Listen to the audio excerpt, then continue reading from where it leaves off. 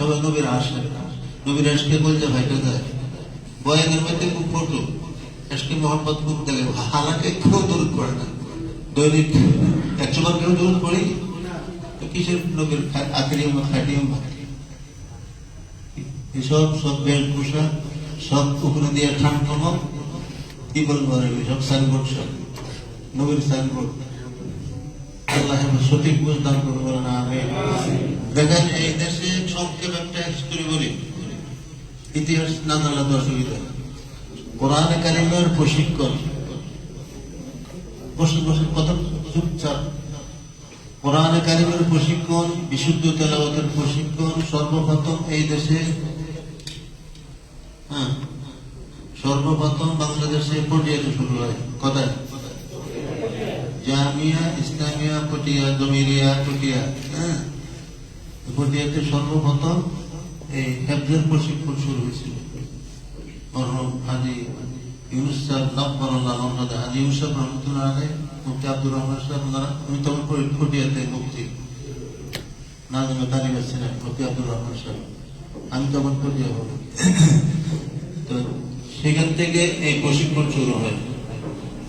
এর কিছুদিন পরে ওটা হয়েছিল পুরো দেশব্যাপী, পুরো দেশের থেকে যতগুলি দাওরা হাদিস মাদ্রাসা আছে প্রত্যেক মাদ্রাসার থেকে মাদ্রাসার খরচ দিয়ে শিক্ষকদেরকে প্রত্যেক মাদ্রাসার থেকে কমপক্ষে একজন শিক্ষকেরও পাঠাইছিল, মাদ্রাসার খরচে পাঠাইছিল। সেটা ছিল 1 মাস ব্যাপী। কতদিন? সর্বপ্রথম যখন শুরু হয় আমিও সেটাতে অংশগ্রহণ করছি, বলেন আলহামদুলিল্লাহ। আমার শ্বশুর মরহুম শ্বশুর রহমতুল্লাহ আলাইহি যখন খবর পেলেন বাবা মাদ্রাসার বাবা বাদ দেন, তাড়াতাড়ি পটিয়া যান। পটিয়াতে প্রশিক্ষণ শুরু হয়েছে।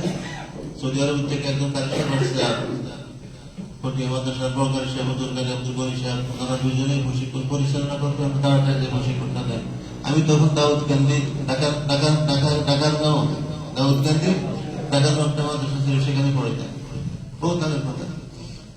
বাদ দিয়া শেষের দূর দিচ্ছে সেখানে যাই, আলহামদুলিল্লাহ সেই প্রশিক্ষণ অংশগ্রহণ করি। ওইখানে কমপক্ষে 250 থেকে 300 মহিলা হয়েছিল সেই প্রশিক্ষণ সর্বপ্রথম।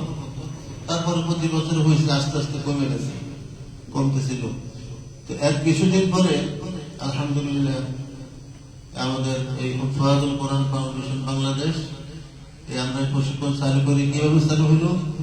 ফাহাদুল কোরআন ফাউন্ডেশন গঠন করার পর সর্বপ্রথম প্রতিযোগিতা শুরু করছিল হাজারীবাগ কেন্দ্রিক একটা প্রতিযোগিতা হইত। 1 বছর 2 বছর হয়েছে। মরহুম মুফতি নুরুদ্দিন সাহেব নব্বরুল্লাহ কথা আমরা পরামর্শ করলাম, প্রতিযোগিতা তো ভালো ফলাফল হবে না, শিক্ষক যদি ভালো না হয়, শিক্ষকের তেলাওয়াত যদি মান সম্পূর্ণ না হয়, তো আমরা ভালো প্রতিযোগিতা হবে না, পাবো ভালো ছাত্র হবে। আমি প্রথম এই কথাটা কানে দিলাম, আমরা পরামর্শ করলাম আমরা একটা শিক্ষক প্রশিক্ষণের ব্যবস্থা করি। মুফতি নুরুদ্দিন সাহেব সহ দুজনে বসে বসে। তারপরে এই ফাহাদুল কোরআন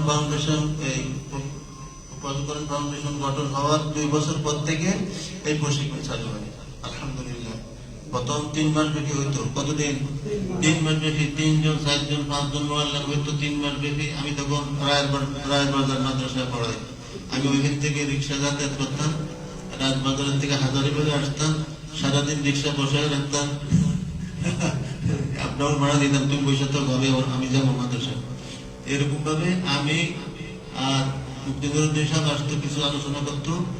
আর একজন ছিল কারি হাবিবুর রহমান সাহেব রহমতুল্লাহ আলাইহি, মরহুম কারি হাবিবুর রহমান সাহেব, উনি আসতেন। আমরা কয়েকজনে এই প্রশিক্ষণ শুরু করে 3 মাস ব্যাপী। লোক আসে না, প্রশিক্ষণ কি আমার আপনাদেরকে আমার প্রশিক্ষণ লাগে নাকি? কিসের প্রশিক্ষণ? সবাই তো কোরআনে পড়ে, কেন প্রশিক্ষণ লাগবে? কথা বোঝা যাচ্ছে নাকি? আর প্রশিক্ষণ ছাড়া পৃথিবীতে কেউ উচ্চ শিখরে বুঝতে পারে না। প্রথম কথা, দুনিয়াতে যত বিষয় আছে জেনারেল লাইন থেকে নিয়ে, কথা বোঝা যাচ্ছে নাকি? সচিবালয় চালায়, তারা কি প্রশিক্ষণ ছাড়া সচিবালয় চালায়?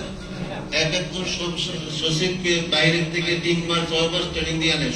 সচিবালয় কিভাবে চালাইতে হবে তাদেরকে বাইরের থেকে ট্রেনিং দিয়ে আনা হবে।